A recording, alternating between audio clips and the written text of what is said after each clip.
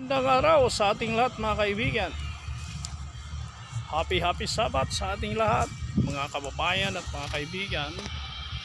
Dito sa aming munting sambahan, katatapos lang naming magsamba sa pang-umaga. Ang ating pagsamba mga kaibigan at mga kababayan, mga kapatid, ay isang tinatawag na reasonable service. Ang sabi dito sa Romans 12 verse 1, I beseech you therefore, brethren, by the mercy of Yahweh, that ye present your bodies a living sacrifice, holy and acceptable unto Yahweh, which is your personal reasonable service. So sa araw na ito mga kaibigan, mga kapatid at mga kababayan, tayo ay nagkakaroon ng pagsamba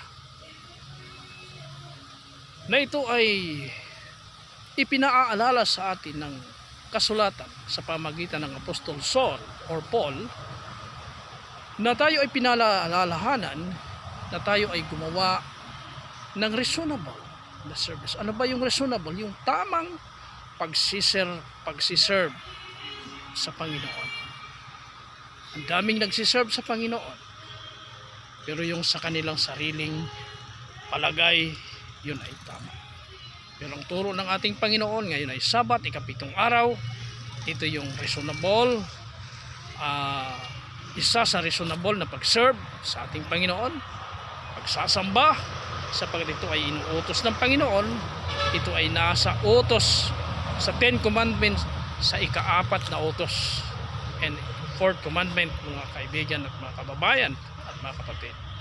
Kaya dapat nating purihin, sambahin ang ating Panginoon at bigyan natin siya ng malaking pagsaludo o honor, dahil ito ay pinaalala sa atin upang tayo ay makilala niya bilang kanyang bayan, dahil tayo ay nagsasamba sa Kanya sa Espiritu at sa katotohanan at sa tamang pagsamba. Magandang araw o magandang umaga sa atin lahat mga kaibigan, mga kababayan at mga kapatid.